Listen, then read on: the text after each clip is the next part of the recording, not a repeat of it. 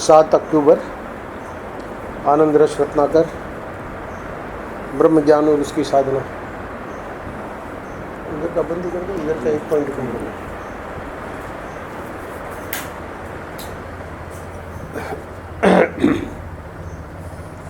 तो आज 7 अक्टूबर में, मतलब 7 अक्टूबर के पृष्ठ में पृष्ठ लिया गया है ब्रह्म ज्ञान और उसकी साधना ग्रंथ में से। ये जो ग्रंथ है ये परम पूज्य महाराज श्री के श्रीमद् भगवद गीता के 13वें अध्याय पर जो प्रवचन हुए थे, तो उसका जो वो जो प्रवचन लिखे गए तो उसकी पुस्तक का नाम दिया गया ब्रह्म ज्ञान और उसकी साधना। तो इसी 13वें अध्याय में भगवान जो है अर्जुन को 23 और 24 पृष्ठ पे ये कैसे आ गया, ये एक आश्चर्य। खैर जो भी है, तो आज का पृष्ठ जो है उसमें शीर्षक है तुम्हें अपना काम करना है। तो तुम्हें अपना काम करना का मतलब क्या है कि एक कथा बताएंगे महाराज श्री, तो उस कथा में वो अपना काम ना करके बदला लेने में लग जाता है, तो वो ठीक नहीं है।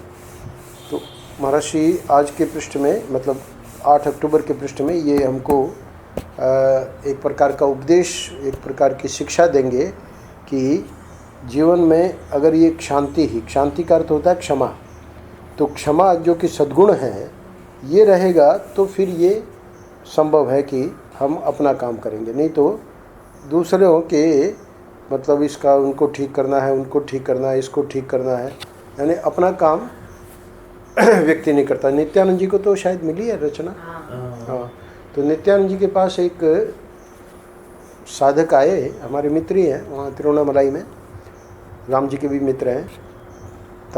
अब तो उन्होंने संन्यास ले लिया है, तन्मय चैतन्य, तन्मय के नाम से ही है। तो तन्मय चैतन्य जो है, तो सबको पता है उनका क्या स्वभाव, क्या सबके अलग अलग स्वभाव होते ही हैं, ठाकुर जी ने बना रखे हैं ऐसे। ओंकारानंद जी कहते थे कि एक बगीचा है बहुत बड़ा, तो बगीचे में जैसे सब प्रकार के फूल होते हैं, उसमें कैक्टस भी होता है और है ना कांटों वाला भी होता है। वो कैक्टस वगैरह की क्या ज़रूरत है, बोले वो भी शोभा के लिए। तो इसी प्रकार ठाकुर जी के इस बगीचे में, तो उनका स्वभाव सबको पता है। और वो आए, नित्यानंद जी महाराज बहुत प्रेम देते थे। वो एक दिन आ गए, तिरुवन्नामलाई से ज़्यादा दूर नहीं है, 30 किलोमीटर है। रुके वहीं, पूरे दिन रहे, शायद 1-2 दिन रहे भी।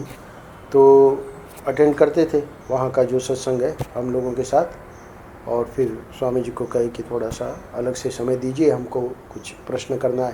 तो मैं भी बैठा था, तो उन्होंने अपनी बातें बताई कि ऐसे ऐसे, अपनी बातें मतलब लोगों को लेकर, वो ऐसे करता है, वो ऐसे करता है, वो कैसे करता है, वो सुनते रहे। स्वामी नित्यानंद जी बड़े प्रेम से सुनते रहे।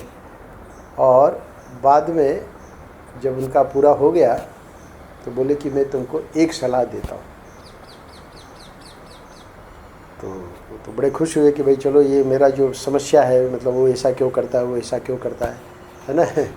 तो एक सलाह से हमारा काम बन जाएगा। महापुरुषों के पास होते ही हैं सूत्र। हम भी बैठे थे, बोले देखो ब्रह्मचारी जी, एक वाक्य अपने ध्यान में रखो। बोले महाराज बताइए। माइंड योर ओन बिजनेस, है ना, तुम्हें अपना काम करना है। एक ही सूत्र दिया। तो ये गलती हमारी क्या होती है ना, वो ऐसे नहीं कर रहा है, वो महात्मा जी ऐसे नहीं कर रहे हैं, फलाना ऐसा नहीं कर रहा है, सोनू ऐसे नहीं कर रहा है, तो सब ठीक है ना, हमको अपना काम करना है। इसलिए ये जहाँ से ये पृष्ठ लिया है, थोड़ा सा पृष्ठ संख्या को देखकर मुझे शंका हो रही हो, मैं बाद में देख लूँगा उसमें कोई, क्योंकि 230 240 भी हो सकता है, क्योंकि ये प्रसंग इतना जल्दी 23-24 पे नहीं आया है। पहले महाराज श्री ने जो शुरू के श्लोक है उस पर बहुत विस्तार में व्याख्या करी है, तो इसलिए 23-24 तो हो ही नहीं सकता है। पर खैर वो पता लग जाएगा देखने में, तो करेक्शन भी कर लेंगे। तो उसमें क्या है कि भगवान ने 20 साधन गिनाए ब्रह्मात्म के बोध के लिए। वेदांत का प्रसंग है, क्योंकि 13वां अध्याय, 12वें अध्याय तक तो भक्ति है ना। मोटा मोटी 3 विभाग कर सकते हैं। एक तो शुरू में कर्म योग, बाद में भक्ति योग और अंत में ज्ञान योग। तो मधुसूदन सरस्वती जी ने कहा है कि शुरू के 6 अध्याय जो है उसमें प्रधानता कर्म योग की है, वहाँ ज्ञान भी है, और प्रधानता 7वें अध्याय से लेकर 12वें अध्याय तक भक्ति की है गीता में, और 13वें अध्याय से लेकर 13वें अध्याय से 18वें अध्याय तक ज्ञान की प्रमुखता है। तो ये तो ज्ञान का प्रकरण है। तो वहाँ भगवान ने 20 साधन बताए हैं कि कैसे इन साधनों के करने से ज्ञान में तुम्हारा प्रवेश हो जाएगा। अर्जुन को समझाया है। तो वो जो 5 श्लोक हैं तो उसी में अमानित्वम, अधम भित्तम, अहिंसा, क्षांति, तो 20 में से अमानित्वम, अधम भित्तम, अहिंसा, क्षांति, चौथा जो है वो ये है क्षांति। तो क्षांति सद्गुण है, जो 20 के 20 सद्गुण है, तो वो ज्ञान के लिए विशेष उपयोगी है।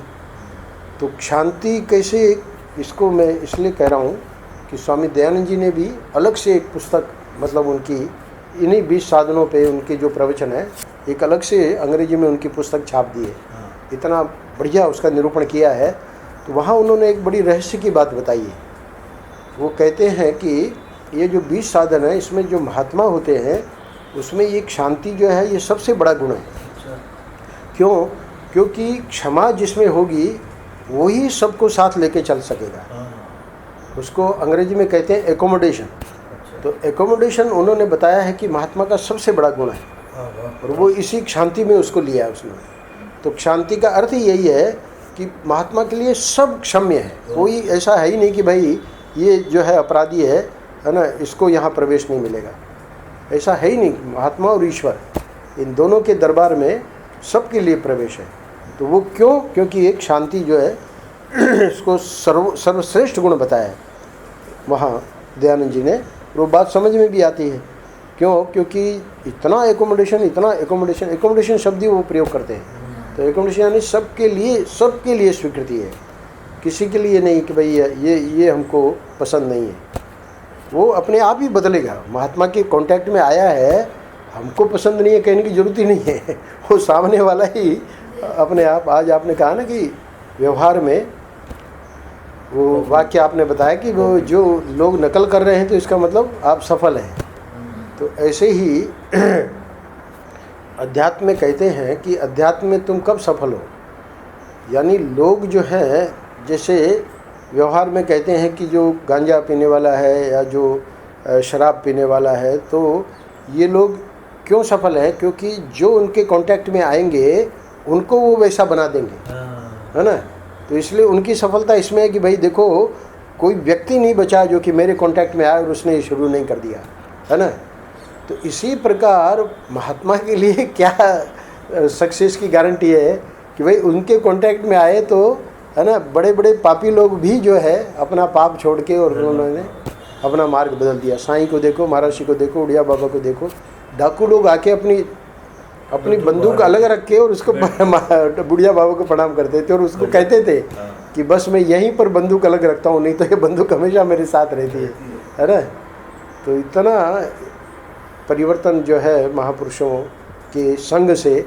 तो ये बताया कि एकोमोडेशन उनका जो है हृदय इतना उदार, दूसरे शब्दों में एकोमोडेशन का मतलब उदार हृदय।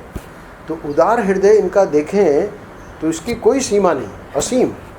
और उस उदार हृदयता का ये आज का जो पृष्ठ है, जिसमें महर्षि एक कथा के माध्यम से हमको बताएंगे कि वो शांति कैसे आएगी, कैसे हमारे हृदय में क्षमा आएगी, उसका सूत्र भी देंगे। तो ये बहुत महत्वपूर्ण है 20 साधनों में। क्या? उदार हृदयता। साधक के जीवन में शांति अर्थात क्षमा का भाव होना चाहिए।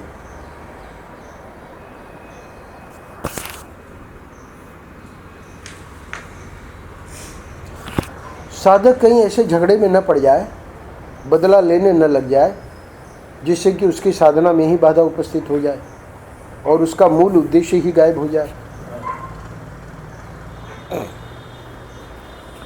कृपात्री जी महाराज ने लिखा है, मतलब वो गोपी गीत में किसी प्रसंग में सुनाया है कि उपनिषदों में ज्ञान की ही चर्चा है, पर उपनिषदें तो बहुत है ना, और इन महापुरुषों का अध्ययन भी बहुत ज़बरदस्त है। हम लोग तो गिनी चुनी उपनिषदें जानते हैं, जिसमें शंकराचार्य जी ने भाष्य लिखा है, पर वो तो सभी उपनिषदें पढ़ते हैं। महापुरुष लोग 108 जो है सभी उनको पता है। तो किसी उपनिषद में प्रसंग वशात आया होगा कि भाई अभिचार का जो प्रयोग है, तो अभिचार होता है अपने शत्रु को मारने के लिए। तो शत्रु को मारने के लिए जो तरीका है शास्त्रों में, तो वो बड़ा विलक्षण है। उसमें मंत्र आदि का प्रयोग होता है, और अगर ठीक तरह से किया जाए तो शत्रु हमेशा हमेशा के लिए समाप्त होता है। तो ये क्यों करते हैं अभिचार का प्रयोग? क्योंकि भाई ऐसे शत्रु को मरवाओगे, है ना, तो हो सकता है पकड़े जाओगे और जेल में जाना पड़ेगा, है ना। तो अभिचार प्रयोग में, यानी वेद में इन चीज़ों का वर्णन है, शेन याग वगैरह। तो वहाँ पर कृपात्रि जी महाराज ने समझाया है कि उपनिषद में तो इसका कोई प्रसंग ही नहीं है, उपनिषद में इन चीज़ों का शत्रु को मारने के लिए। तो फिर वहाँ उन्होंने बहुत बढ़िया बात समझाई कि समझो किसी साधक के हृदय में ऐसी ज़बरदस्त शत्रुता है, तो वहाँ पर उपनिषद ने कृपा करके कहा कि चलो बेटा तुम ये प्रयोग कर लो, है ना, वो शत्रु तुम्हारा मर जाएगा। अब तुमको शांति मिल गई, अब तुमको प्रायश्चित करना पड़ेगा, क्योंकि ये पाप हो गया, है ना। तो अब पाप हो गया तो उसका प्रायश्चित कर लोगे, उसका प्रायश्चित करने के बाद में अब तुम उसमें अपने जो है, जो जिज्ञासा है, साधना, उसमें लग जाओगे। पर वो तो बड़ा टेढ़ा काम है। यहाँ महाराज जी सीधे ही कह रहे हैं कि भाई अगर साधक ही इसमें लग जाएगा बदला लेने में, या, है ना, कह रहे हैं कि झगड़े में पड़ जाए, बदला लेने लग जाए, तो उसकी साधना में ही बाधा उपस्थित हो जाए, है ना, और उसका मूल उद्देश्य ही गायब हो जाए। तो ये तो कृपात्रि जी महाराज ने एक विशेष घटना, क्योंकि उपनिषद में ये बात आई है, तो उसको समझाने के लिए कि क्यों आई है, इसलिए वो लिखा है। पर जो मूल बात है वो जो महाराज जी बता रहे हैं वही है। तो भाई साधक इन चीज़ों में फिर साधना काहे को कर रहा है? अगर छोटी छोटी चीज़ों में तुम मैंने बदला लेने की सोच रहे हो, है ना, झगड़ा कर रहे हो, तो फिर तो तुम्हारी साधना ही मतलब ख़त्म। अच्छा, अब कह रहे हैं कि मूल उद्देश्य उसका क्या था? मूल उद्देश्य था कि तत्व साक्षात्कार, भगवत साक्षात्कार। तो मूल उद्देश्य ही रह गया, है ना, और वो उसमें लग गया। कैसे? सुनो, एक कथा सुनो, सच्ची घटना है। महाराज कह रहे हैं कि जब हम झूसी में प्रयाग में रहते थे, तो एक महात्मा गंगा किनारे घूमता था।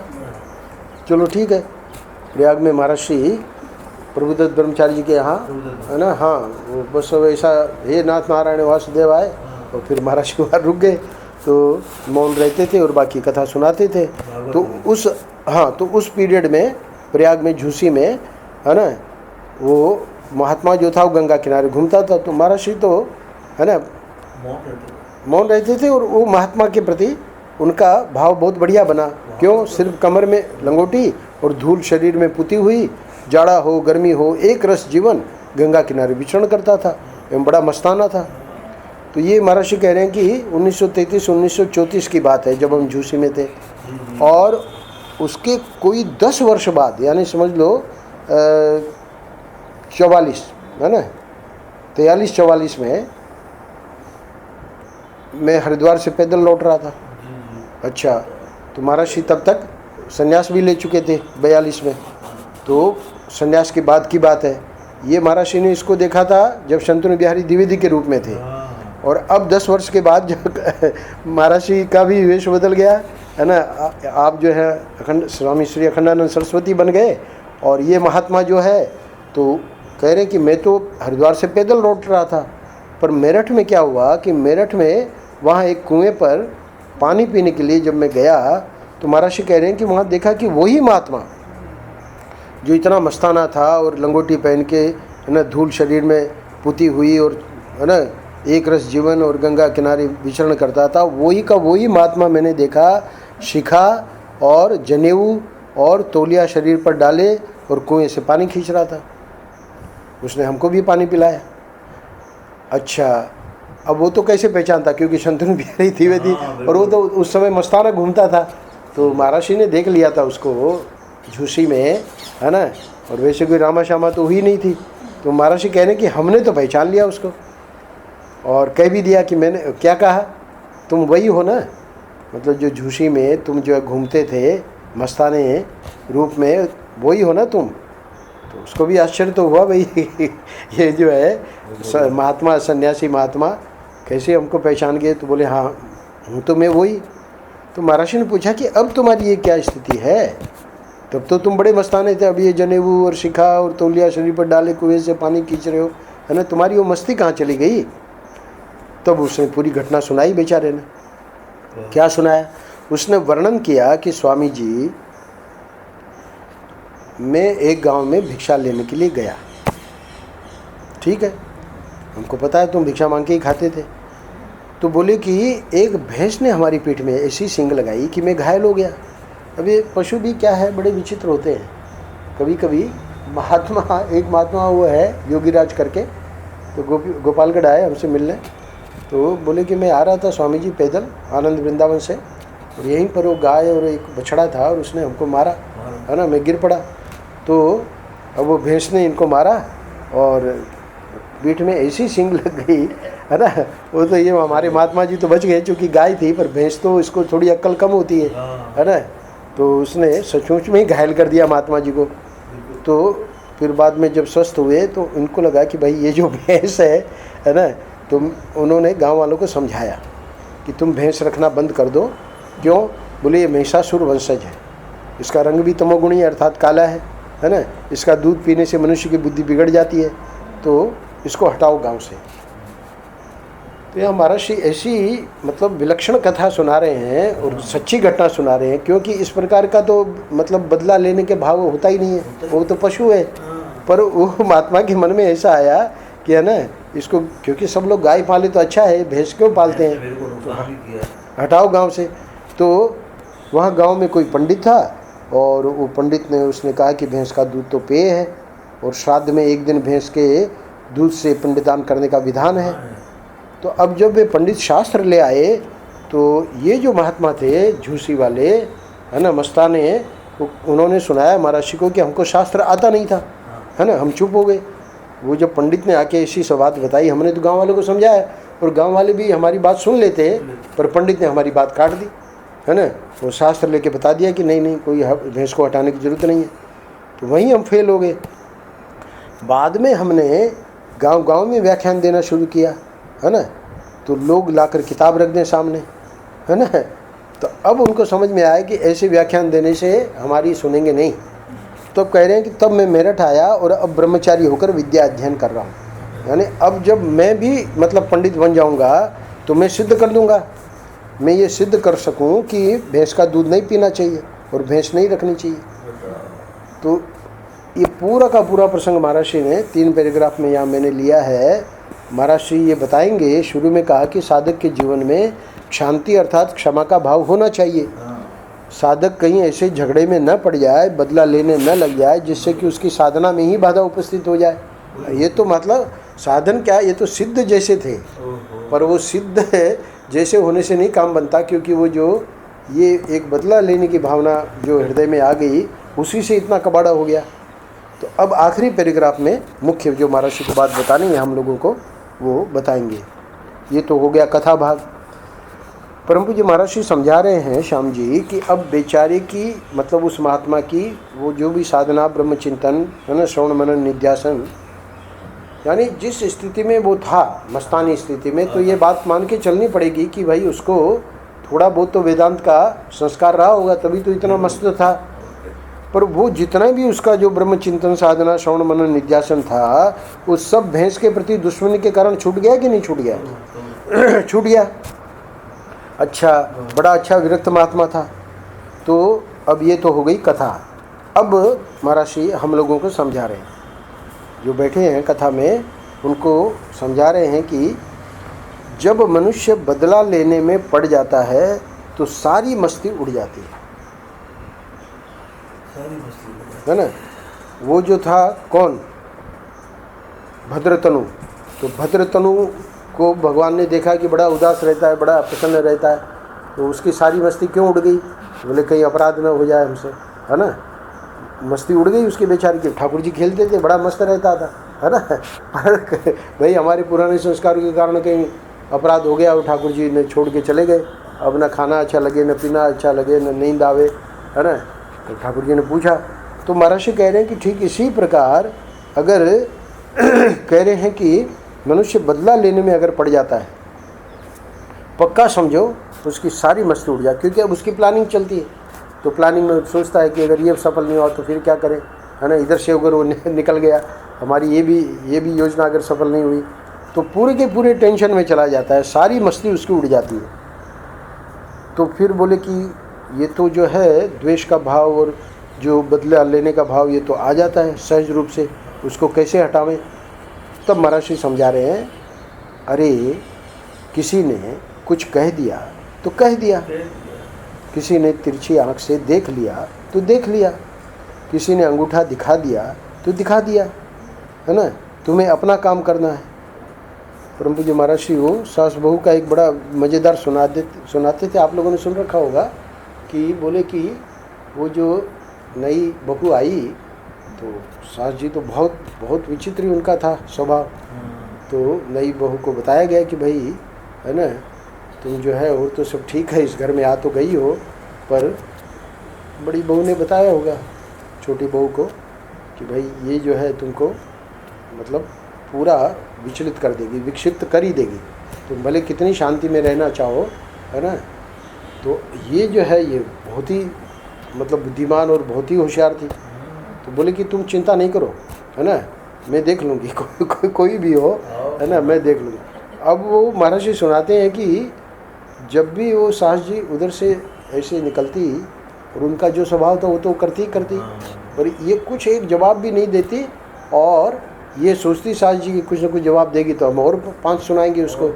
तो वो मौन रहती, और बाद में जब सास जी परेशान होकर जब जाने लगती तो अंगूठा दिखा देती।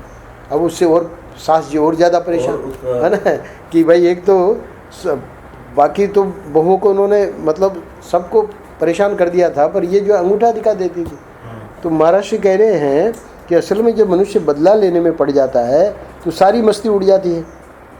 अरे किसी ने कुछ कह दिया तो कह दिया, किसी ने तिरछी आंख से देख लिया तो देख लिया, किसी ने अंगूठा दिखा दिया तो दिखा दिया। अब देखिए वो सास जी को विक्षिप्त कर दिया, है ना। सास जी विक्षिप्त उसको नहीं कर पाई बहू को, पर वो जो अंगूठा दिखाना है उसी से बस वो बेचारी जाके और, है ना, बड़ी दुखी हो जाती थी कि ये जो है ये कैसी बहू आ गई है, मेरे को अंगूठा दिखा देती है ना। तो महर्षि कह रहे तुमें अपना काम करना है। तो इस बहू को पता था कि कैसे इसको सीधा करना है ना। तो क्योंकि वो उसमें इतने कितने वहाँ थोड़ी इतना क्षमा थी, ये तो अपना मौन होके सब सह लेती थी और अंत में अंगूठा दिखा देती थी। पर वो अंगूठा उसको सास को भारी पड़ा, है ना। तो कह रहे हैं कि अब वो सास को ये उपदेश दिया जा रहा है कि भाई अंगूठा दिखा दिया तो दिखा दिया, तुम अपना चलती रहो। अब है कि नहीं, जो असली सासें होती है वो कोई अंगूठा दिखाने से थोड़ी घबराती है। तो इसलिए महाराज जी कह रहे हैं कि तुम्हें अपना काम करना है ना। तो ये जो है बहुत ही विचित्र है। यहाँ तो सास बहू में विनोद के लिए महाराज जी ने सुनाया, पर ये जो है गंभीर है। गंभीर क्या है कि शांति जो है वो एक सद्गुण है। और उस सद्गुण में हमको ये समझना है कि भाई क्षमा, सबके लिए क्षमा। कोई अपने स्वभाव से जैसे वो बोल रहा है, जैसे जो कर रहा है, कह दिया तो कह दिया, तिरछी आँख से देख लिया तो देख लिया, अंगूठा दिखा दिया तो दिखा दिया, हमें अपना काम करना है ना। इसलिए आज का शीर्षक है ना, तुम्हें अपना काम करना है। You mind your own business, है ना। नित्यानंद जी ने समझाया, एक ही सूत्र तुम याद रखो, है ना, और मुझे कुछ नहीं कहना है, माइंड योर ओन बिजनेस। पूरा उसका 10 मिनट का जो था, है ना, फलाना ये करता है, फलाना ये करता है ना, वो ऐसा क्यों करता है, वो ऐसा, अरे उससे मतलब क्या है तुमको। माइंड योर ओन बिजनेस मतलब तुम अपना काम करना है तुम्हें। तो अच्छा, अब अंत में, पृष्ठ के अंत में महाराज कह रहे हैं, वह तो तुम्हारे काम में बाधा डालना चाहता है। कौन? जो भी तुमको डिस्टर्ब करने आया है वो तो चाहता ही यही है कि कैसे भी करके हम इनको डिस्टर्ब कर दें, है ना, आप उनके काम में बाधा डाल दें। और यदि तुम उससे प्रभावित हो जाते हो, है ना, तो तुम अपने दुश्मन का काम करते हो, है ना। अपना काम कहाँ करते हो? हमारे पास आए एक, हम बैठे थे, सर्दियों का दिन था, तो बाहर ही कुर्सी लगा के धूप में बैठे थे, परिचित है, आए, हमने भी बड़ा प्यार दिया। तो सिर्फ ये सुनाने आया कि फला फला महात्मा, है ना, आपकी बड़ी निंदा करता है। तो अब क्या है कि वह तो तुम्हारे काम में बाधा डालना चाहता है, यानी क्यों आए कि भाई अब इनको कह देंगे तो फिर ये उसके उसका मतलब बदला लेंगे या उसके प्रति वो उनका विरोध हो जाएगा, है ना। तो कह रहे हैं कि यदि तुम उससे प्रभावित हो जाते हो तो तुम अपने दुश्मन का काम करते हो, अपना काम कहाँ करते हो। तो महर्षि की कृपा देखिए कि वो सुना गए।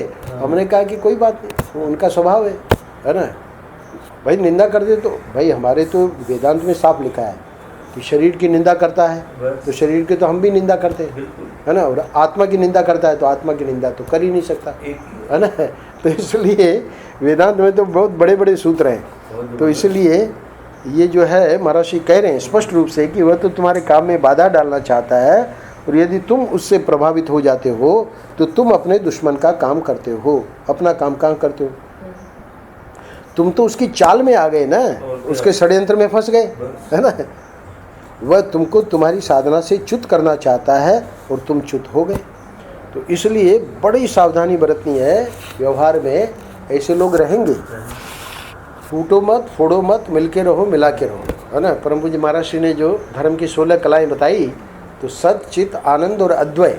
तो अद्वय से 4 धर्म निकलते हैं, सत से भी 4 है, चित से भी 4 है, आनंद से भी 4 है, पर अद्वय के ये जो 4 हैं वो बहुत ही महत्वपूर्ण है। फूटो मत, फोड़ो मत, वो फोड़ने आया है ना, तो फूटो मत, उसकी वो चाल सफल न होने पाए। और स्वयं भी किसी को जाके उसकी चुगली कर दी, उसकी चुगली कर दी, उसकी कोई ज़रूरत नहीं, है ना। अपैशुनम, पैशुनम यानी चुगली करना। तो भगवान ने जहाँ बताया देवी संपत्ति, तो अपैशुनम यानी जो किसी की चुगली नहीं करता है उसको बताया कि ये देवी संपत्ति है। और पैशुनम जो है चुगली करना, ये जो है आसुरी संपत्ति है। तो इसलिए अपना ठीक है, दूसरों को सब बड़े शांति में रहे। क्यों, अपने को पता भी है किसी बात का, कोई सच्चाई का पता है, वो भी कोई बताना जरूरी नहीं है। सत्य बोलो पर हित बोलो, तो ये इससे तो अहित होगा। जाके बताएंगे कोई फूटेगा, है ना, तो फोड़ने का काम हमारा थोड़ी है। तो फूटो भी मत, फोड़ो भी मत। तो बोले फिर क्या करें, बोले मिल के रहो, मिला के रहो। तो ये धर्म की 16 कलाओं में 4 कला जो है बहुत महत्वपूर्ण है। और आज क्या हो रहा है, आज महाराज ने जो अंतिम पंक्तियाँ लिखी है वहीं सब लोग फंस रहे हैं। क्या कि वो सामने वाला काम में बाधा देने आया और हम उससे प्रभावित हो जाते हैं और फिर अपना उनकी चाल में फंस गए, षड्यंत्र में फंस गए, और वो साधना से च्युत करने आया और हम च्युत हो गए। पर जो महर्षि का सच्चा शिष्य है, साईं का जो सच्चा भगत है ना, वो कभी भी इस चाल में नहीं आने वाला है। स्वामी नित्यानंद जी महाराज ने हमको कहा, है ना, तो खैर क्योंकि रिकॉर्डिंग हो रही है तो क्या है कि उन्होंने बिना नाम लिए हम कह देंगे एक व्यक्ति विशेष के लिए, तो बोले कि उसका संग मत करो, है ना। तो हमने मन में सोचा कि भाई वो तो हमारा इतना अच्छा मित्र है, हो सकता है इनको कुछ गलतफहमी हो गई हो, है ना। तो क्या है कि ये ठाकुर जी बहुत प्रकार की लीला करते हैं, यानी संतों के द्वारा भी इस प्रकार की बात, तो वो तो अपने हमारे हित के लिए ही कहे। पर हमको पक्का पता था कि भाई ये कुछ उन्होंने, है ना, गलत दिया है। हाँ, उनको ही किसी ने गलत जानकारी दे दी है। ऐसा नहीं। तो बाद में जिस व्यक्ति के लिए उन्होंने कहा कि भाई उससे संग मत करो, आज वो स्वयं उनको प्यार देते हैं।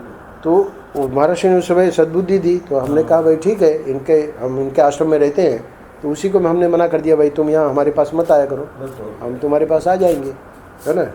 फिर धीरे धीरे धीरे धीरे 2-3 साल में वो गलतफहमी दूर हो गई। तो होता क्या है कि ठाकुर जी भी परीक्षा लेते हैं, है ना। तो इसलिए हम जो है किसी के कहने से तुरंत उसको मान गए, को उसकी ज़रूरत नहीं है। अगर हमको पता है कि भाई सामने वाला, है ना, बिल्कुल विश्वसनीय है, तो कोई कितना भी कहे उसको प्यार से समझा सकते हैं कि भाई वो ऐसा नहीं है। होती है, कोई ना कोई दोष होता है हर एक व्यक्ति में, अपने में भी इतने दोष भरे पड़े हैं। तो उस दोष विशेष के कारण हो सकता है महात्मा हमको सावधान कर रहे हैं, पर वो दोष तो निकल ही जाएगा ना। जब वो भी साधक है तो उस साधक का भी वो दोष निकल ही जाएगा उससे। हाँ, इतना ज़रूर है कि अगर हमारी साधना में अभी कचाई है तो ज़्यादा अच्छा यही है कि बड़े लोग जो कह रहे हैं उसको मान लो, है ना, उससे अपनी दूरी कर लो। और वो तो महाराज जी की इतनी ट्रेनिंग थी ना कि हमके हृदय में पक्का था कि नहीं, इनके कहने से हमको अपनी मित्रता को नहीं छोड़ना है। तो हमने उसी को समझा दिया कि भाई तुम आश्रम में मत आओ, क्योंकि अब इन्होंने कहा है और फिर भी तुम आओगे मिलने तो अच्छा नहीं रहेगा। तो उन्होंने आना बंद कर दिया और हम अपना मिल लेते थे उनसे जाके। तो ये क्या है, च्युत करने वाले तो रहेंगे उसमें कभी सच्ची घटना भी हो सकती है, कभी है ना गलतफहमी भी हो सकती है, सब प्रकार की बातें होती हैं। तो उसमें जो शुरू में मैंने बताया कि उदारता क्या है, लार्ज हार्टेडनेस, जो उदारता है वो यही है कि इन चीज़ों की ज़रूरत ही नहीं, इन चीज़ों की ज़रूरत नहीं है। जैसे हरि बाबा ने कहा ना कि भाई जब ठाकुर जी को चाहेंगे तब अपने आप करेंगे, है ना। तो इसलिए कुछ महात्मा लोग करते हैं बेचारे, हमारे हित के लिए ही करते हैं। बाकी मैं अगर नित्यानंद जी की जगह होता तो मैं सोच लेता भाई क्या है, अपने को उसमें क्या कहना है, अपने आप वो समझेंगे। महाराज के शिष्य है ना, महाराज उनके रक्षक हैं, वो रक्षा करेंगे। पर ये माइंड योर ओन बिजनेस वाली जो है, हाँ नहीं श्रेणी, मतलब इसका उपदेश तो आप और हम भी कर देंगे, नहीं हो पाता। हाँ, पर हम स्वयं जो है चिंतित रहेंगे, भाई फलाना तरुण को ये करना चाहिए, हमारे पुजारियों को ये करना चाहिए, शुक्ला जी को ये करना चाहिए, श्याम जी को ये करना चाहिए, रचना को ये कर। अरे भाई माइंड योर ओन बिजनेस, आप अपनी साधना करो ना, महाराज ने जिसमें लगाया है। नहीं तो हमसे क्या कर सकते, हमारे लिए ठीक है, बड़ी मुश्किल है। तुम्हें अपना काम करना है।